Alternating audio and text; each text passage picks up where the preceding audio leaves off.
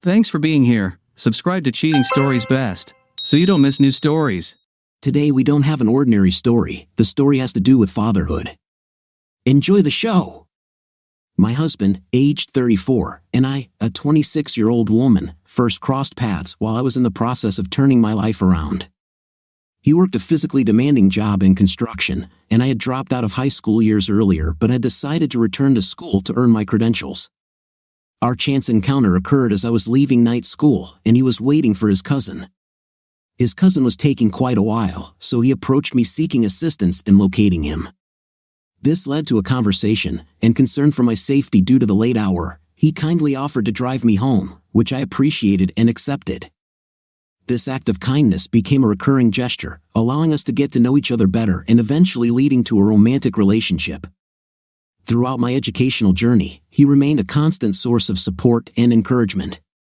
In fact, he went above and beyond by assisting me in gaining admission to college and covering my tuition fees. After my college graduation, we tied the knot, and I secured an internship. Over time, I climbed the corporate ladder, eventually reaching the position of executive personal assistant. In this role, I worked closely with one of the company's top executives. While my husband was genuinely happy for my success, the physical distance caused by our careers was challenging. Despite the challenges, we were committed to making our relationship work. However, my boss's behavior during our business trips complicated matters. Initially, it started as innocent flirtation when we were alone, but it soon progressed to more direct advances. He openly expressed his desires and intentions, catching me off guard. I must admit I enjoyed the attention, but his forthrightness both surprised and frightened me. Our interactions expanded beyond business trips, with him taking me on romantic getaways, showering me with extravagant gifts, and occasionally depositing money into my account. We both understood the boundaries of our respective committed relationships and regarded our affair as a way to explore fantasies discreetly. To maintain our secret, we made concerted efforts to keep our involvement hidden. Recently, my boss arranged a trip to Mauritius to celebrate the success of a major project we had worked on.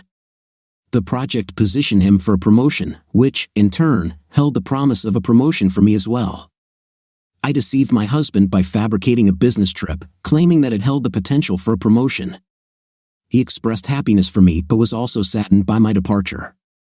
The trip itself was enjoyable, with fantastic scenery and a lot of fun, briefly diverting my attention from the problems at home. At one point, I called my husband and came up with an excuse to extend the trip. Upon my return, I was met with packed bags placed by the door, atop which were divorce papers. To my shock, I discovered that I couldn't unlock the door, the locks had been changed. My attempts to reach my husband by phone were unsuccessful. I waited anxiously at the front door for hours, hoping for an explanation, growing increasingly impatient and upset. Eventually, I called a friend who came to pick me up, offering to let me stay at her place for the night while I figured out the situation. I confided in her about the bewildering turn of events, prompting her to call my husband, his friends, and even his workplace. In a fit of anger that night, he showed up at my friend's house, and a heated argument ensued, primarily centered on her actions involving his workplace and how he was treating me. Once the argument had subsided, I gathered the courage to ask him why he was subjecting me to this ordeal. Without uttering a word, he opened his phone and displayed incriminating pictures and videos of my boss and me behaving intimately at the beach and in the hotel lobby. I remained in a state of shock and disbelief. When he demanded to know the duration of the affair, attempting to offer an excuse, I faltered. But he repeated the question with an unsettling intensity that was entirely foreign to our interactions. Overwhelmed with emotion and on the brink of tears, I finally admitted that the affair had been ongoing for 4 months. This confession ignited his anger, and he appeared on the verge of tears himself as he admonished me.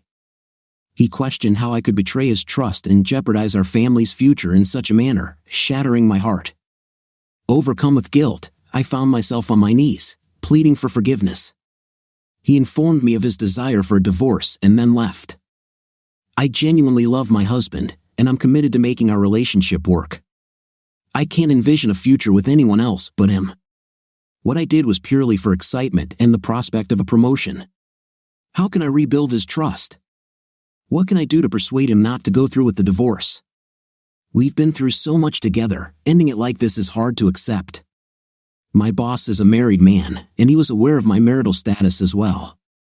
It wasn't a case of workplace harassment because I welcomed the attention from him, and I found our relationship exhilarating. There was no emotional connection in our affair. My husband is the only man I love and will ever love. I got caught up in the thrill of it all. The photos and videos of my boss and me were sent to my husband by a mutual friend who happened to be honeymooning in Mauritius at the same time we were there. I had no prior knowledge that they would also be in Mauritius. I hope that clarifies things. My husband was dead serious about proceeding with the divorce. He showed no inclination to work things out, even when I proposed seeking the help of a marriage counselor. I couldn't comprehend how he could be so quick to give up on our life together and disregard my love for him just like that. It wasn't until my friend provided a new perspective that I started to understand. She made me realize that he had wanted to leave our marriage all along, and I inadvertently gave him the excuse he needed. She encouraged me to fight with everything I have and make him understand the pain he's caused me, and I'm fully committed to doing just that. Darn it, I've been let go from my job.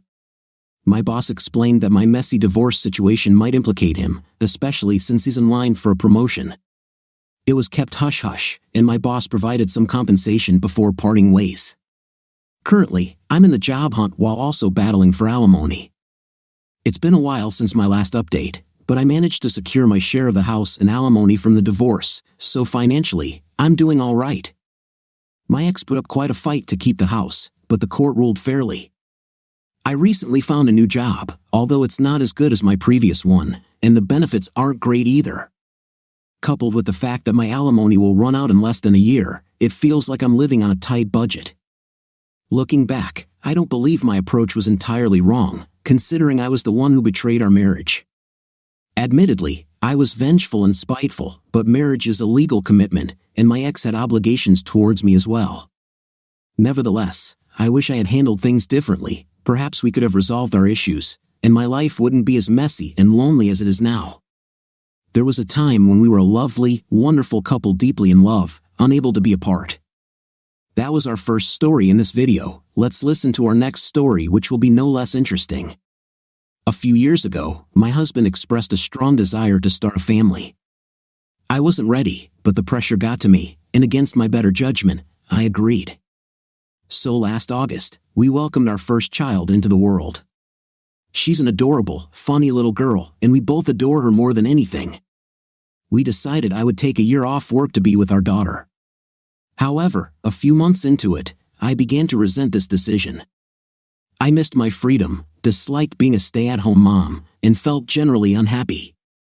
One night I went out for drinks, only the second time in about 7 months, and I started getting attention from guys. They were buying me drinks and flirting. I happened to forget my wedding rings at home, but I didn't bother mentioning that I was married. I arrived home intoxicated, and our argument from earlier in the evening continued. I couldn't recall the specifics, and eventually, we both went to sleep. The following day, I became aware that I was dangerously close to betraying my husband, if not physically, certainly emotionally. I confessed to him, but all he wanted to discuss was our previous day's disagreement, completely ignoring the fact that I had come home drunk. I practically shouted it at him, exclaiming, "Hello, I'm expressing my desire to be unfaithful to you." And at last, he comprehended. Approximately a month passed with no significant changes, and I concluded that I required some time off. I embarked on a month-long vacation with our daughter, traveling across the ocean to my hometown. This trip marked the first occasion for our family to meet her, and I thought a month would be a substantial amount of time. However, things took a scandalous turn when I spotted my ex walking down the street. He resides nearby, just down the street from my grandma's house. He's the only man besides my husband whom I've ever genuinely loved, but perhaps the nostalgia of a youthful summer romance at the age of 16 paints everything in a favorable light. Returning to the story, we arranged to meet, and at this moment, I'm truly in search of a friend, and he's willing and available. There we sit on his couch, tears streaming down my face because my life feels like a complete mess. He comforts me, and we share a kiss. It escalates into a passionate makeout session. It feels inappropriate immediately. I yearn for my husband, wishing he were the one holding me, embracing me. However, he's 1,000 miles away, and I wasn't feeling loved at home anyway. The next day, I confessed to him. I'm still uncertain about our marriage, but I knew I didn't want to be with that other guy. My sole intention was to show my husband that he could lose me.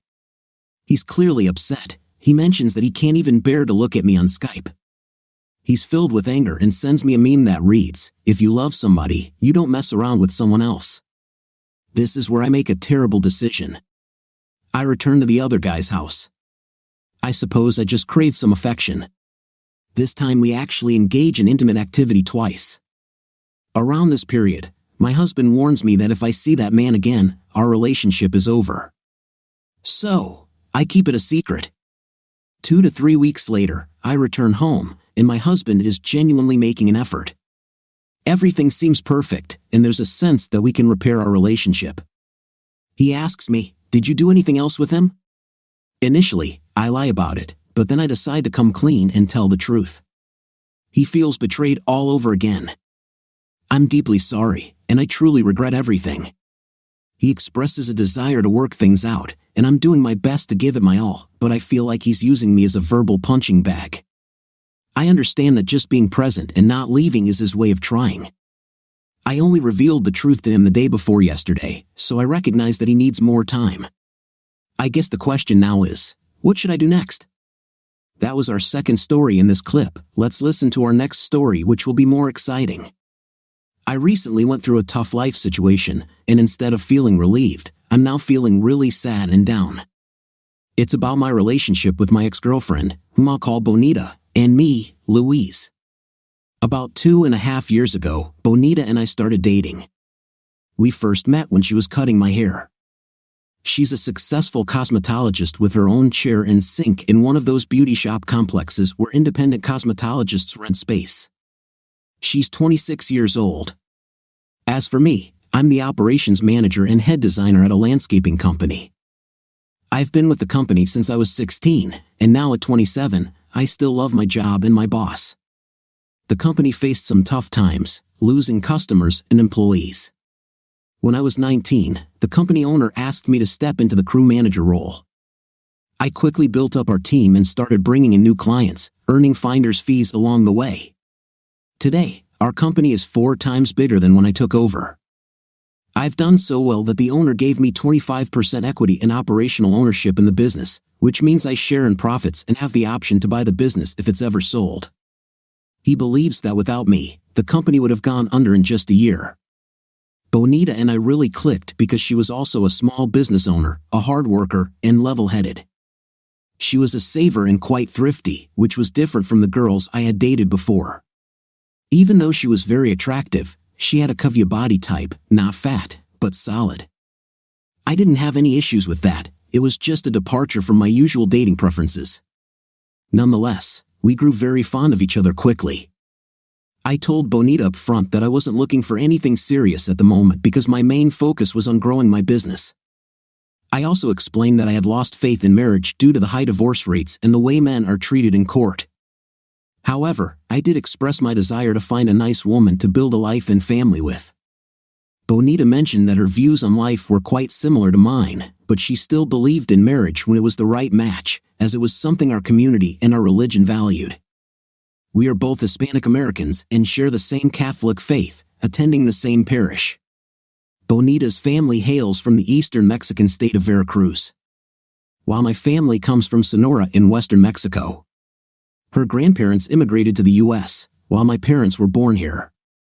Our families had some social interactions, exchanging pleasantries at church events and community festivals.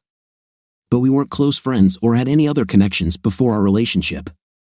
At the start, we only saw each other once a week, but that quickly increased to 2 days a week. In the final 5 months of our relationship, we were spending 4 to 5 nights together each week. Before the incident that changed things, both of us felt it was important to have some time apart to focus on our businesses, maintain our friendships, and sustain the spark between us. If I had to sum up our relationship in one word, it would be happy. We connected on a mental and physical level and had very similar personalities. We simply enjoyed each other's company. Bonita shared a 2-bedroom apartment with Katrina, who also worked as a cosmetologist at the same salon. I had reservations about Bonita living with Katrina because Katrina enjoyed partying and going to bars, nightclubs, and after-hours places. In contrast, Bonita was either a social drinker or didn't drink at all and didn't frequent bars or clubs. Katrina had cut my hair once before I got to know Bonita, and she had shown interest in me. However, she wasn't the type of woman I was interested in because I'm not into people who drink heavily or frequent clubs. I was concerned that her habits might influence Bonita, but fortunately, they never did. Over time, their friendship began to deteriorate, and they no longer enjoyed living together, so Katrina moved out 6 months ago and relocated her business to a different salon. To be honest, I was relieved, and Bonita was fine with handling the rent and appreciated having the apartment to herself. I reside in a converted commercial building situated at the back of my parents' property. When my dad bought our first house, he wanted to acquire as much land as possible for planting vegetables and fruit trees. Homes in our neighborhood were quite affordable back then, and you could even find some for under $40,000. My dad purchased our house and the 4 empty lots, 2 on each side where homes had been demolished, for less than $50,000. Consequently, we have an extensive property, and our backyard is incredibly spacious. The property behind our house on the adjacent street used to belong to a utility company that no longer utilized it. The property featured an old brick building constructed exceptionally solidly by the WPA nearly 100 years ago, designed to handle heavy loads. When the utility company vacated the land and building, my dad acquired it at a low cost. He then handed the building and land over to me, and I transformed it into an open floor plan with a loft and an internal garage. It's the most impressive building in our city neighborhood. Additionally, the landscaping across our entire property is exceptional, which aligns perfectly with my passion. Our neighborhood has undergone significant gentrification, and as a result, our homes are now worth many times what my dad initially paid for them. I apologize for the lengthy explanation, but I'm incredibly proud of my parents' achievements. In September of last year, my dad, brother, and one of my cousins traveled to the Hero area to visit my grandparents, help with some house repairs, and spend time with our extended family on my dad's side, all of whom live there. We had been planning this trip for over a year, and each of us had arranged time off from work. While I was excited about the trip, I was worried about being away from Bonita for such an extended period. So, we decided to stay connected by talking, texting, and using FaceTime every day to alleviate our loneliness. The trip turned out to be fantastic, and time passed quickly. When I returned, Bonita and I resumed our relationship from where we had left off. Our bond continued to grow, and our relationship became very strong, to the point where I started reconsidering my views on marriage. Several weeks after returning from the trip, I noticed that Bonita appeared to have a fuller figure than usual, and her face had a flushed look. I didn't mind these changes. In fact, I found her even more attractive.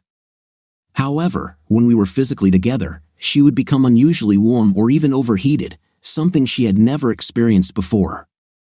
She also became more proactive in seeking physical intimacy and spending time together. A couple of weeks later, Bonita approached me and informed me that she had taken 2 tests that confirmed she was pregnant with my child. I was surprised because I had always used protection and was very careful in their use and disposal, ensuring that we had no skin-to-skin contact unless I was wearing one.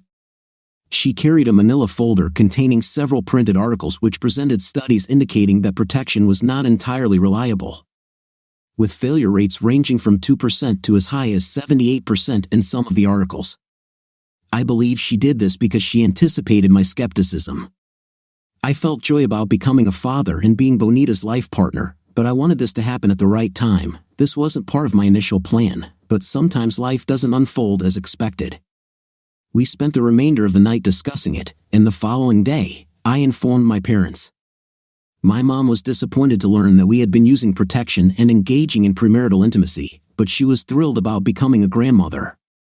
She suggested that I should consider marriage to make things right. My dad was understanding and asked if I was happy with the news, to which I replied yes, even though it wasn't planned. Afterward, I accompanied Bonita to inform her parents, and their reactions mirrored those of my own parents. They too started questioning us about marriage.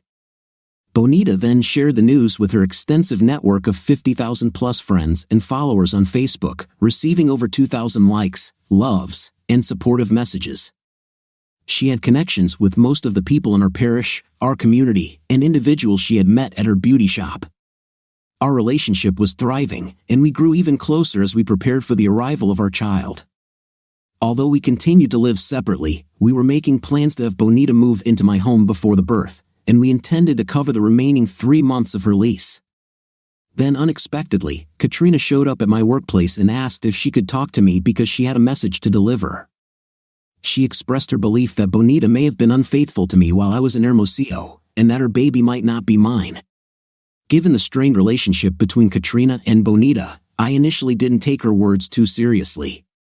According to Katrina, 2 brothers whom we'll call Chris and Nick visited the salon late one afternoon for haircuts. They were from Greece and had been in the country for 3 weeks, helping their uncle and aunt with their recently opened Greek restaurant. It was a Friday, and they were scheduled to return to Greece on Monday, so they wanted to get haircuts before leaving. Katrina mentioned that since it was getting late, the brothers kindly invited both Bonita and me to dine at their uncle's restaurant for free. We accepted the offer, as it was dinner time, and we hadn't had lunch, and we were famished. Katrina explained that they drove separately to the restaurant, and upon arrival, the entire family gave us a warm welcome, insisting that we order whatever we liked as their treat. She spoke highly of the family, praised the restaurant's appearance, and described the food as delicious. After the meal, we all gathered in a bar area where Chris and I began discussing the waterfront, something he wanted to see before leaving. I offered to take him there. I asked Bonita and other family members if they wanted to join us. But the family mentioned they were occupied with restaurant duties, and Bonita said she wanted to continue chatting with the family and then head home. According to Katrina, she and Chris were away for approximately an hour and 15 minutes. She dropped him off around 9 p.m. when the restaurant was closing. The parking lot was empty, and Bonita's car was not there, so she didn't think much of it. The following morning at the beauty shop, she and Bonita briefly talked about how good the food was and how pleasant the family had been. This was unusual since they had become somewhat distant due to their strained relationship. A couple of weeks later, Katrina relocated her business to a different beauty shop. Now, here's where the surprising part comes in. Katrina mentioned that she was recently out with some women at a bar. They had a few drinks and started gossiping. Someone suggested they have a discussion about their best and biggest experiences. In this conversation, each woman reveals the name of the man who was their best lover and the name of the man who was their most well-endowed lover. I didn't realize this was a topic women talked about, but I asked Katrina why she was sharing this with me when Bonita wasn't present. She explained that one of Bonita's cousins, whom we'll call Patricia, was at the gathering, and Patricia is still good friends with Katrina.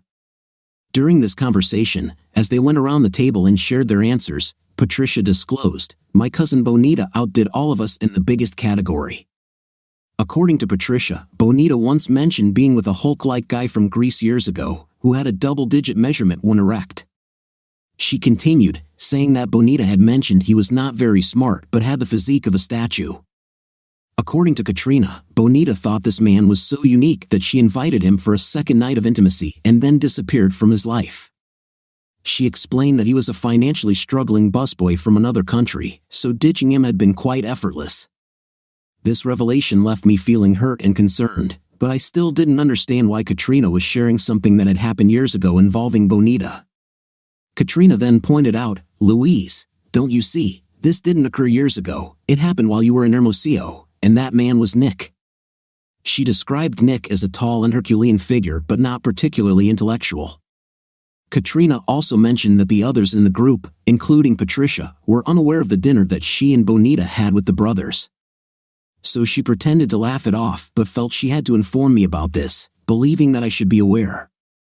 She went on to say that Patricia had told the group that Bonita had once mentioned that no one could compare to me, Louise, and that I was her best lover and her eternal love. At this point, I had heard enough and thanked Katrina for sharing the information. However, in the back of my mind, I wondered if she might be lying out of jealousy, attempting to sabotage our relationship. That evening when I went over to Bonita's place, we spent a pleasant evening together as usual. I didn't bring up anything with Bonita because I didn't want to create turmoil if Katrina's story turned out to be a fabrication. The next morning, my curiosity got the better of me, so I tried calling the phone number of the brother, but the call failed.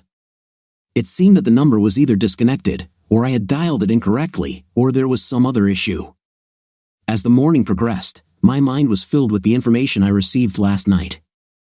Around 1:30, I decided to visit the Greek restaurant, thinking I might have a chance to speak with the uncle and clarify my situation. I went to the restaurant, enjoyed a delicious meal, and as I was finishing up, the uncle approached my table to express his gratitude for choosing their establishment. He then noticed my landscaping truck and asked if I was in the landscaping business. I confirmed that I was, and he expressed interest in getting an estimate for landscaping work on their building. After completing my meal, we conducted a walkthrough of the property. Once we finished, I told him I would return with a detailed estimate. Then I asked if I could set aside my business inquiries for a moment and pose a personal question. He agreed, so I proceeded to ask if he was the uncle of Chris and Nick. He confirmed this and mentioned that they had returned to Greece. I inquired whether he had met them during their stay, and I explained that a friend of mine had, and I wanted to reach out to Nick to ask him something. He inquired about the nature of the question, as he could pass the message along to Nick. I explained that I wanted to inquire if Nick knew a woman named Bonita. The uncle's face brightened, and he said yes, he knows Bonita, and he had a fondness for her. She dined here one evening with a friend, and Nick went on a couple of dates with her the weekend before he departed. Ouch. He mentioned that Nick believed they were in love, but Bonita had been ignoring his calls and messages ever since he returned to Greece. Naturally, I felt quite sad upon hearing this news. The uncle then proposed that we call Nick, and he led me back to his office, dialing Nick's number on speakerphone. Before I could explain further, Nick answered promptly and exchanged some words in Greek with his uncle, engaging in a conversation that I couldn't comprehend. Afterward, the uncle turned to me and asked, "How do you know Bonita, and could you convey a message to her for Nick?"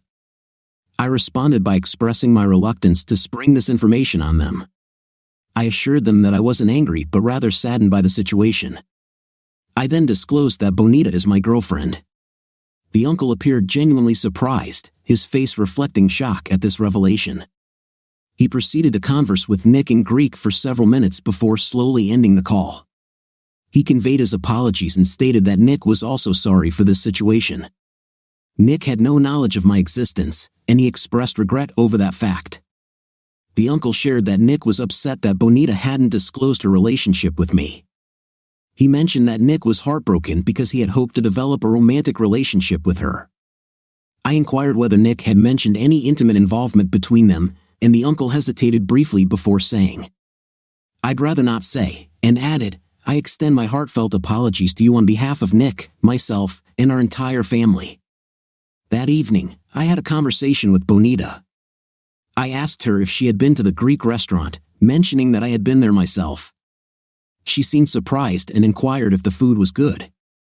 I confirmed it was and proceeded to mention that I had run into Katrina, who mentioned that both Bonita and she had dined there for a complimentary meal. Bonita recalled the occasion, explaining that they had received the free meal as a gesture of appreciation for their excellent work in washing and cutting the hair of the owner's relatives. Perhaps I could have handled the situation with more tact, but I decided to be straightforward and asked her about her relationship with Nick. Bonita seemed puzzled and responded with who? I clarified, saying, "Nick, you know who I mean. Did something happen between you two that weekend?" She appeared bewildered and agitated, responding with, "What are you talking about?" I pressed on, saying, "I spoke to Nick on the phone today, and he admitted to everything that happened that weekend." In response, Bonita denied any wrongdoing, stating that they hadn't done anything beyond her giving him a ride around town after dinner, which raised my eyebrows. I questioned her about why she hadn't mentioned this earlier and expressed my doubts. I also mentioned the claim that she had referred to Nick as her most well-endowed lover and me as her best lover. She vehemently denied making such statements, accusing someone of spreading falsehoods out of jealousy to break us apart. I then broached the topic of a DNA test, to which Bonita quickly agreed. I suggested making the appointment the following day, but she insisted on waiting until after the baby's birth. I agreed not to push the issue further, but I explained that our relationship would be strained until then, and we wouldn't be moving in together. This made her cry, and I assured her that I would support her throughout her pregnancy regardless of the circumstances. She tearfully pleaded, "Why won't you believe me? I love you more than anything and would never do anything to hurt you. I swear. The following day, Bonita made a Facebook post claiming that troublemakers were attempting to sabotage our relationship and that I had developed cold feet about becoming a father. She requested prayers and received over 1,700 likes and numerous prayer and hug emojis as responses. Upon discovering this post, I asked her to take it down as it contained inaccurate information, and she promptly deleted it. Later that night, Katrina posted on Facebook, asserting that nobody was causing problems for Bonita. Rather, Bonita was concealing the truth about our relationship and the baby. This post garnered reactions such as shock and anger emojis from those who read it. Upon learning of this post, I requested Katrina to remove it, and she complied. However, by that time, word had already spread throughout the community, suggesting that Bonita had been unfaithful, and there were doubts about whether the baby was mine.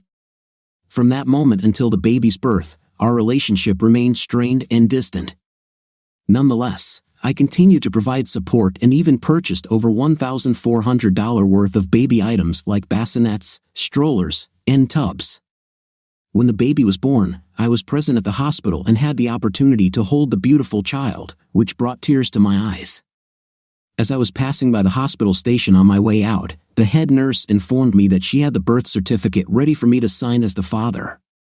I discreetly informed her that I would sign it after we had completed the DNA testing. She expressed surprise and offered profuse apologies, explaining that Bonita had instructed her to enter my name on the certificate above the father's signature. She assured me that she would promptly rectify the document. Bonita declined to undergo DNA testing at the hospital and expressed, "Don't you love your baby? He's yours. You can see it in his facial features. He adores you, and I love you more than anything. Please don't make me go through with the test. It would break our trust and ruin our family." I explained to Bonita that I needed certainty, but she remained steadfast in her refusal. That night, she posted a photo on Facebook featuring her and the baby, with the baby wearing a shirt that read "Daddy's Boy." The caption stated that Daddy loved the baby but had reservations about parenthood. She asked for prayers. The post quickly received over 500 responses before I noticed it, and I called her to request its removal, which she did. My boss recommended taking legal action to compel a paternity test, and he connected me with an attorney who initiated the process. I didn't want it to come to this, but Bonita left me with no other option. During the court proceedings, the judge inquired about our reasons, and my attorney explained that I sought custodial rights to the child if it was indeed mine. Bonita appeared in court without legal representation and offered to voluntarily grant me 50/50 its custodial rights without the need for a test.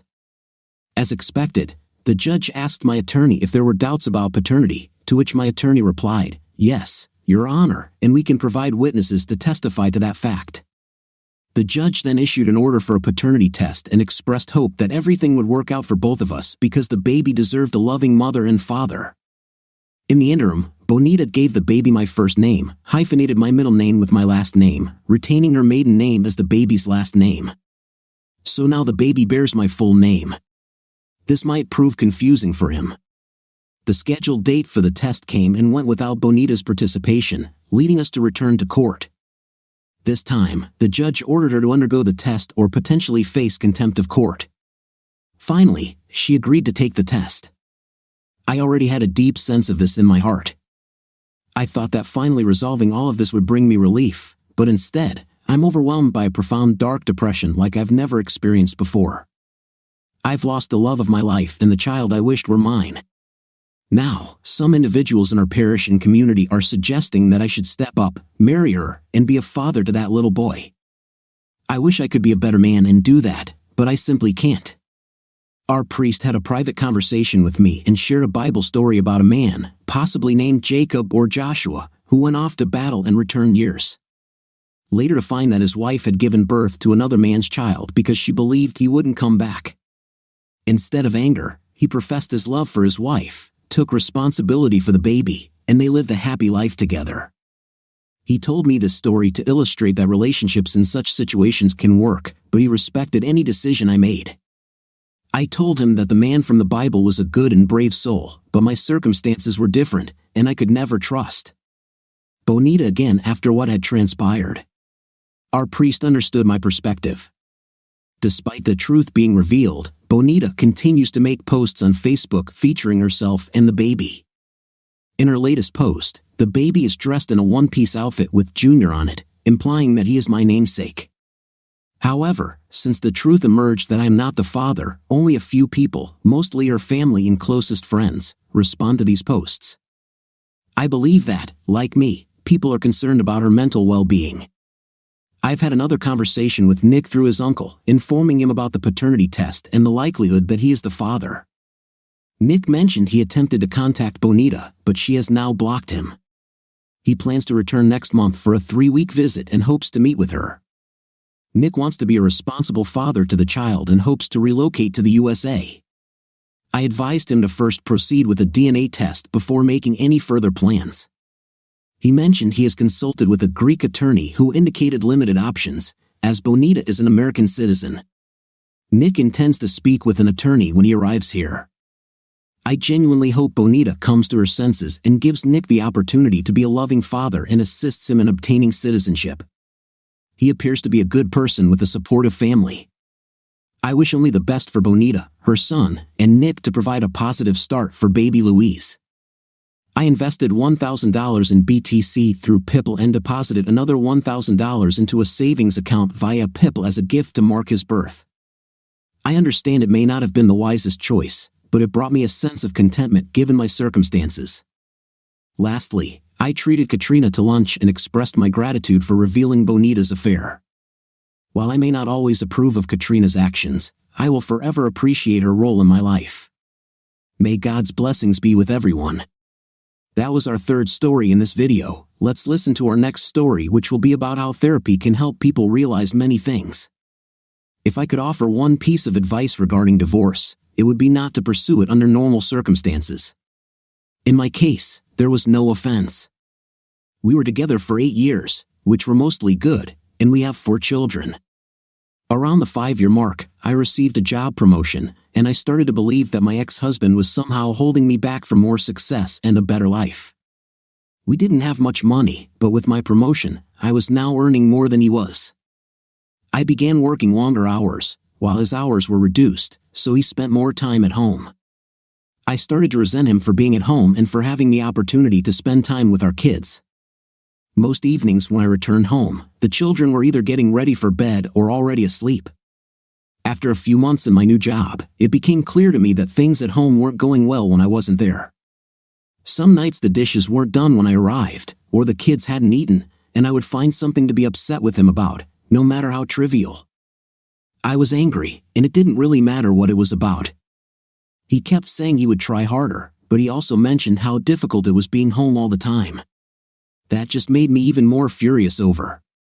Over the next couple of years, things continued to deteriorate. My work hours remained long, and his job was sporadically full-time. There was never a good time for him to work full-time given my schedule, but we needed the money.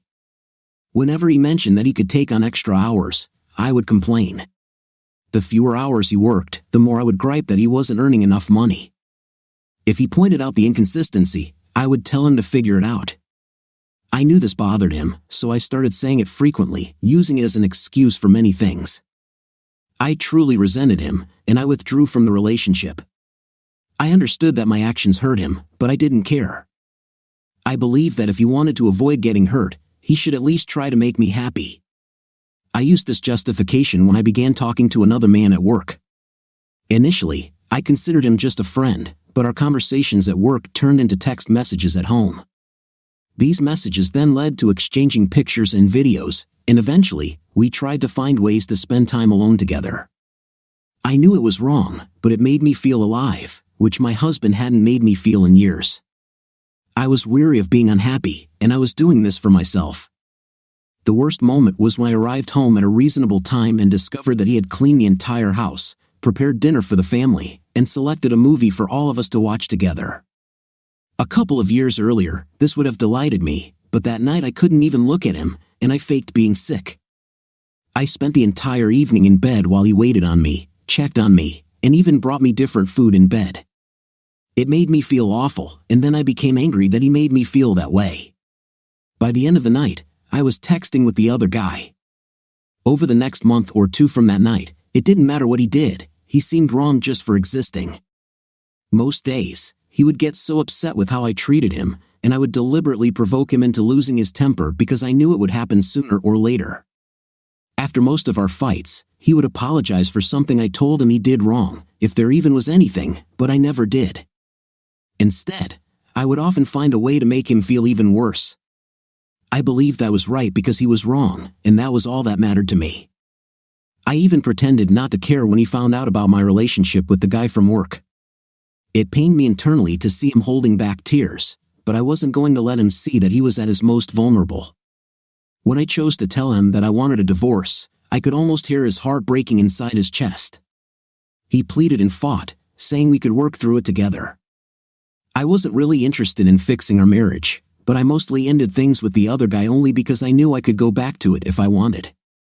I could see he was trying, and occasionally I would acknowledge that, but most of the time I was incredibly harsh to him for any and all reasons I could think of. I'm not sure what more the man could have done to make me happy, aside from finding a job that paid enough for me not to have to work at all. He said he was looking, but looking and finding a job are two different things. It was around this time that I discovered this group and a few others.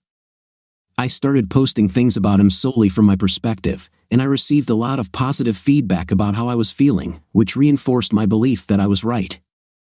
The more I posted, the more validation I received. It wasn't just me who believed that my ex-husband wasn't worth keeping around, the entire internet was telling me how terrible he was. I began saying terrible things to him and even outright ignoring him. I was so confident in my opinion, and the opinions of others, that I contacted a lawyer, and within a couple of weeks, had filed for divorce. I kept using this website and a couple of others to find validation for my feelings and get encouragement to go through with the divorce, and eventually, I went ahead with it. The process went relatively smoothly. My ex-husband didn't ask for much except not to get divorced and to try to work things out. I didn't care about that, though. He was shattered, but I felt liberated. I had the freedom to do as I pleased without feeling guilt or having to answer to anyone. It was an incredible sense of freedom. However, this feeling didn't last long. In the first month after he moved out, I missed garbage day 3 times, the dishes rarely got cleaned. And the laundry piled up for so long that I had to do the sniff test to see if it could be worn again. I also rarely saw my kids happy. My oldest had seen some messages from the other guy months earlier, and she knew my ex-husband still wanted to try to work things out. It didn't take her long to stop talking to me altogether except to express her desire to go to my ex-husband's house. The other kids also told me they wanted to live with him. I tried to make them happy but ended up just buying them toys all the time, and the happiness was short-lived. I was also struggling at work. Being alone, I couldn't work all those extra hours that were expected of me. Eventually, I gave in and started calling my ex-husband to watch the kids. He always came over as soon as he could, asking if I needed anything. When I returned home, I'd find clean dishes, laundry done, and even dinner prepared at times. He didn't say much after I got back, just advised me to call him if I needed anything and left. He always looked so sad when it was time to go. Finally, after a couple of months, my friends convinced me to go on a date. It was for dinner and a movie, and I was initially excited and hopeful. But during dinner, an overwhelming sense of guilt started to consume me, and it got so bad that I didn't even make it to the movie. About a week later, after shedding countless tears, I found myself on a therapist's couch. I recounted everything that had transpired, starting with the work promotion. The therapist didn't agree with me or the encouragement I had received for the divorce. I ended up visiting her office 2 and sometimes 3 times a week. The more I talked to prove that I was right, the more I began to realize how wrong I had been. It was truly heart-wrenching. I'm not sure if I had ever cried as much in my whole life as I did in the first month in her office. After spending around $2,000 on therapy sessions, I came to realize that while my ex-husband had his faults, I had far worse flaws. I did so many terrible things and said awful things that I wouldn't want to be with me, yet he did. I still remember a moment when he asked me during a meeting with the lawyer not to proceed with the divorce. However, I went through with it and later boastfully shared on this platform how great it felt. I was completely wrong, and now I can see it. A couple of weeks ago, I approached him as he was leaving the house and asked about the possibility of getting back together. When he looked at me, his eyes welled up with tears, and a couple rolled down his cheeks. He explained that he didn't know if he could. He said that the pain had been too much for too long, and he feared that if we reunited, I might hurt him once again. He mentioned that he had always hoped I would realize how much he loved me, up until the moment I signed the divorce papers, and he released an exaggerated sigh of relief. He confessed that this hurt him more than anything else and that he wasn't sure if he could ever trust me again.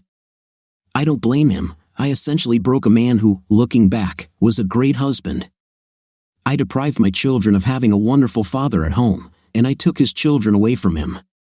As for myself, the one who pushed for divorce in search of happiness and freedom, I now spend most of my free time either sitting at home or on a therapist's couch. Please don't solely rely on the advice of anyone on this website or any other regarding divorce. If your marriage is going through a rough patch, start by examining yourself and consider making changes.